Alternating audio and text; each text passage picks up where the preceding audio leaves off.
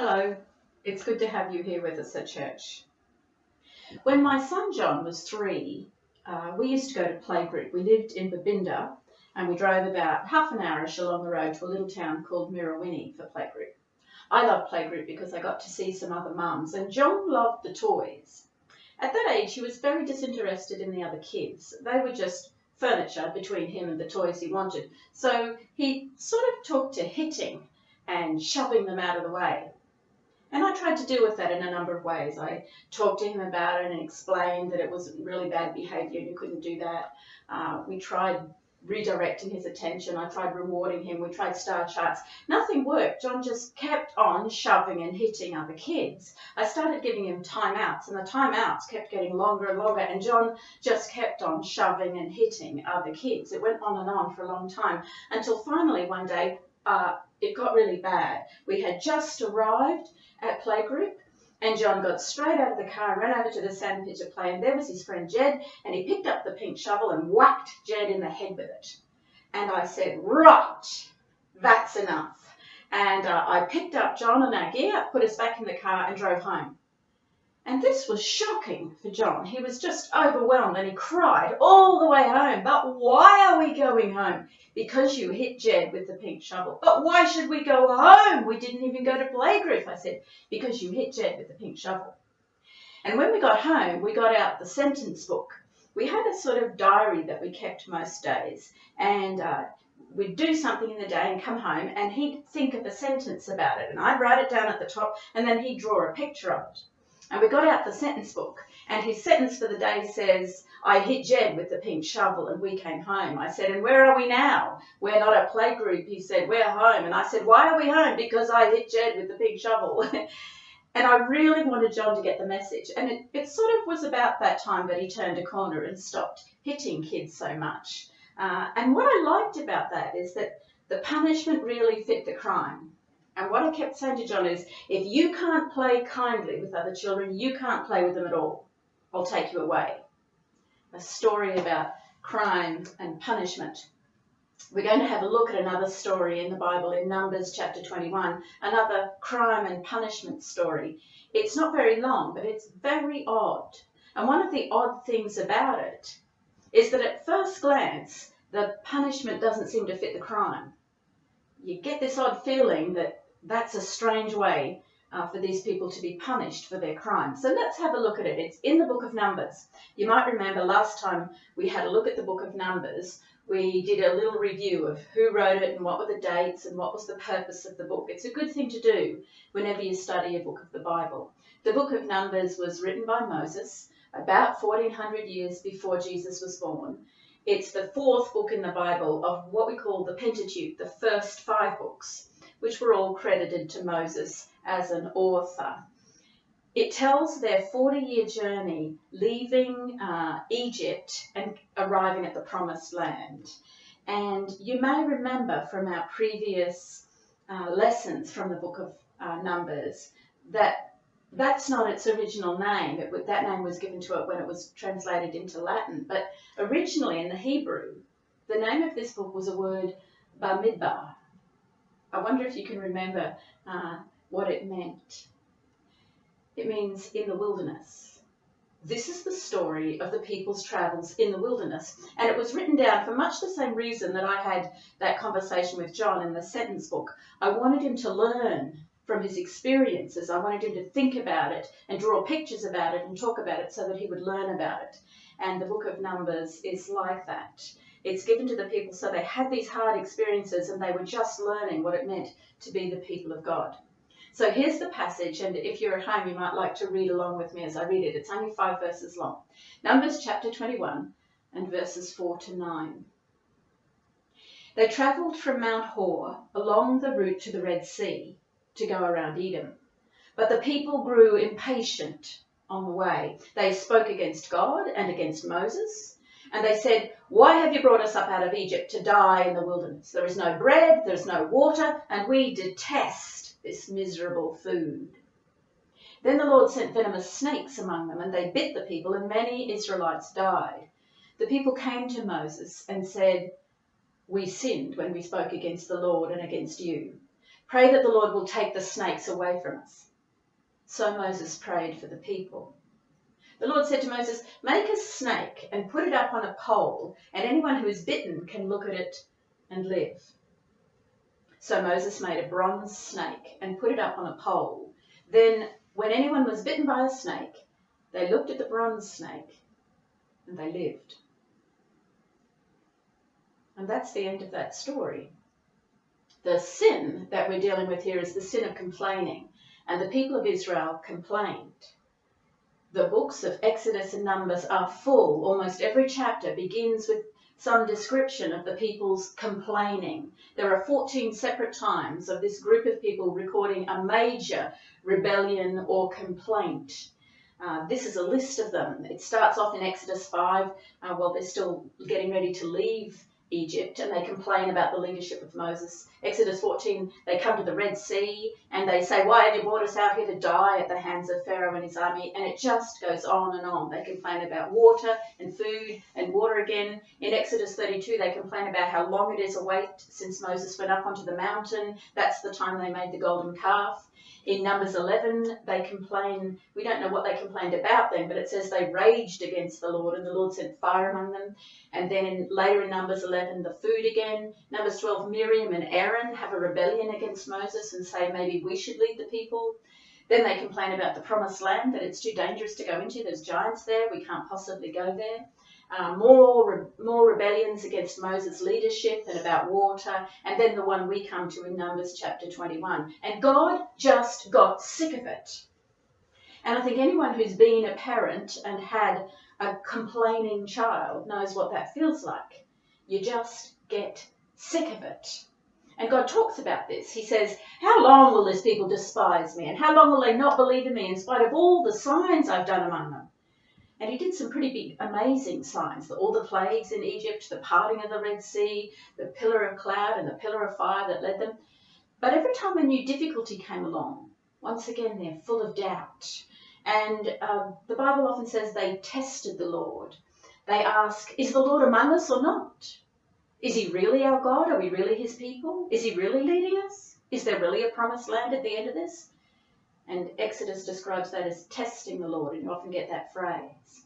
And this complaint in Numbers 21 is sort of a summary of all those other complaints. They touch base with all of them. Why have you, they say to Moses, brought us up out of here, out of Egypt, to die in the wilderness? There's no bread, there's no water, and we detest this miserable food.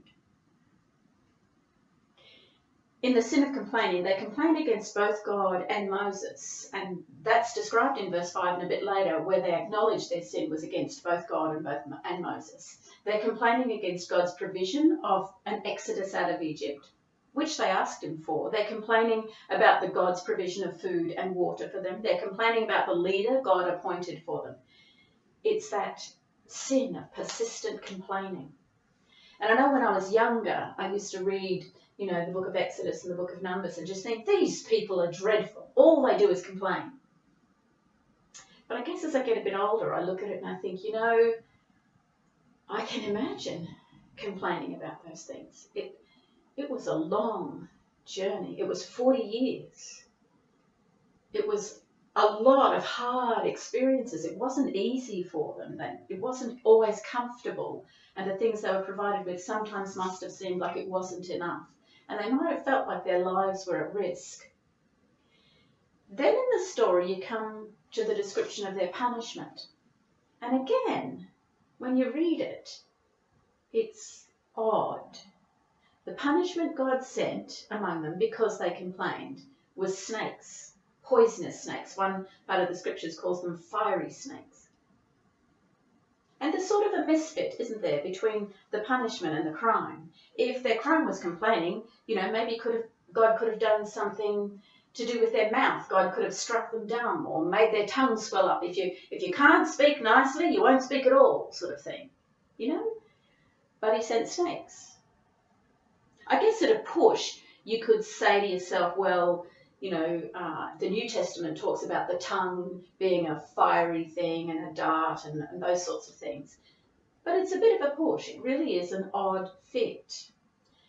And the way the process of the punishment working with the people is odd too. This is the last recorded time in those two books that the whole nation of Israel rebelled against God and complained. It seems to have worked. It's the only time in all those other occasions that they acknowledge their fault. And the other thing you notice about the punishment they get is it was not survivable. It overwhelmed them. And this is true of nearly all the times that God gives the people a punishment. One time the land opens up and swallowed them. Another time the fire burned among them. Another time the Levites went among them with swords. People died of these punishments. The punishments overwhelmed them. They couldn't survive them. And then you come to the story of the cure. Now, the story of the bronze snake on a pole and of Moses making it has been a sticking point for Jewish scholars for generations, because it happens very close to Moses coming down from Mount Sinai with the Ten Commandments, one of which says, don't make a graven image. And yet, when the people are in trouble, that's the thing God gets Moses to do. It's odd, again. A serpent on a pole. The reason he gave them that law is that they might make an idol of it and worship it, and that's not something God wants them to do.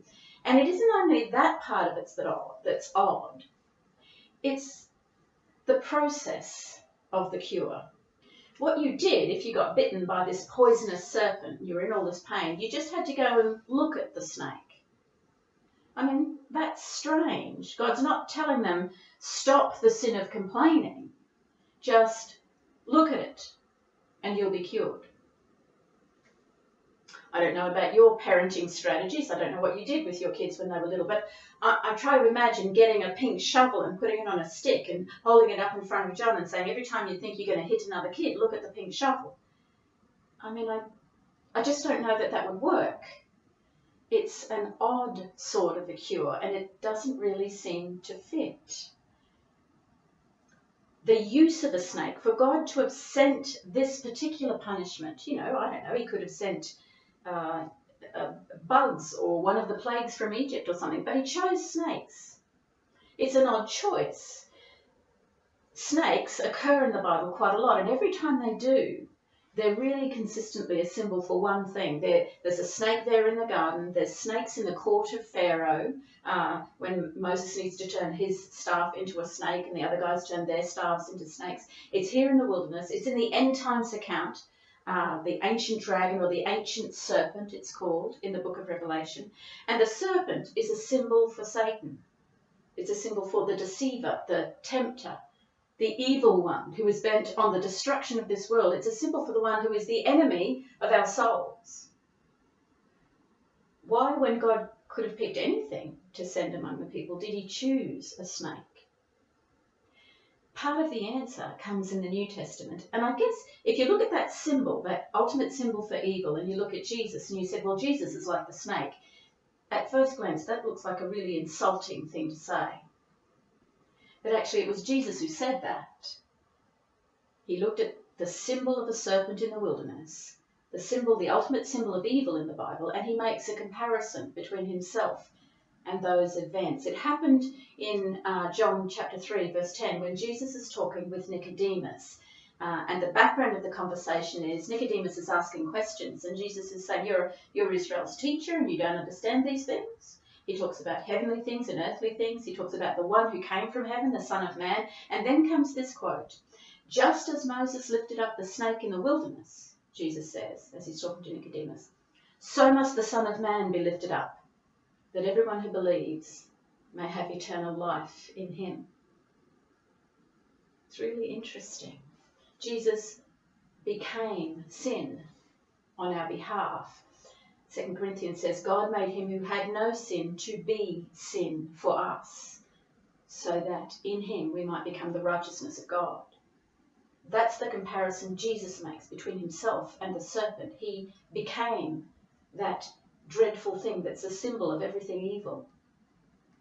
He became sin for us. He became the worst possible thing that he could be. The Holy One of God became the most unholy thing. He became cursed for us. God's blessed Son became cursed. He became separated from God for us. And there are three unusual things about this comparison that Jesus makes, and I want to just look at those three things quickly. The first one is the word that he uses for lifted up. I'm no Greek scholar, so I may well mispronounce this, but the verb that he uses in the Greek is hyposthonai. I don't know if that's how you say it, but it's a verb. It's in the aorist tense, which means the past, the present, and the future, and always. It's that eternal sense, and it's passive. It's not something that the snake does. It's something that's done with the snake. The snake is lifted up. In the Greek concordance, in Strong's Greek concordance, it means I raise on high, I lift up, I exalt or set on high, to elevate. Now, there is a more common Greek word that has none of those connotations about glory and exaltation. It just means pick something up. And that's not the word Jesus used. He doesn't say that. He says the snake was hyposthonai. It was made exalted, as well as moving upward vertically. It was exalted in that process. As Moses lifted up the snake, as Moses made the snake exalted, so must I be lifted up. And something happens there.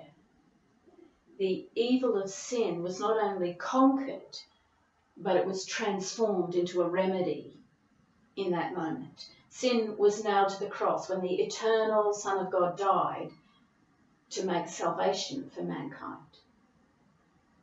And the worst thing became our best hope.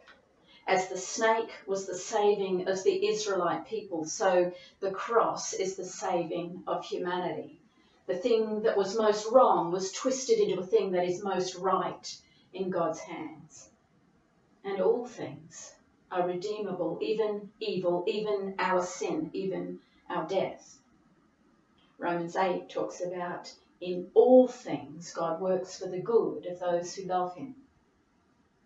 In all things, even in evil, even in our sin, even in our death, God reweaves those things that seem so bad and can make good out of them. It was true in the bronze snake that was lifted up in the wilderness in the book of Numbers, and it's true in the terrible story of the crucifixion of Jesus that the Gospels tell us.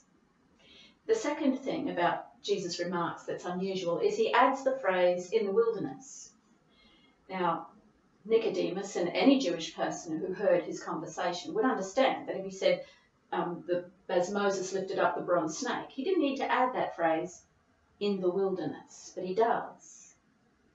He's talking about that thing that happened in Bamidbar, in the lonesome wastelands. And it anchors this story in our lives, in our human lives, that can sometimes seem like such a wasteland, like such a wilderness. The journey we're on can sometimes seem long and dry, and we can have justifiable complaints along the way. And it's in the middle of that this extraordinary thing happens with the snake on the pole. And Jesus uses the word must. It's an imperative. I must be lifted up. This is not an option. This is a thing that must happen. The crisis of humanity trapped in sin, trapped in a wilderness of sin, demands that Jesus be lifted up. The justice of God, the righteousness of God demands that Jesus be lifted up, that there be payment for that sin. The situation of sin that I find myself in demands that Jesus be lifted up. The situation that you find yourself in, where you sin, demands that Jesus be lifted up. And our situation, the just punishment for our sins would overwhelm us. It would not be survivable, but for the grace of God. We would be finished. We could not survive, but for the grace of God and the gift that he gives us of salvation.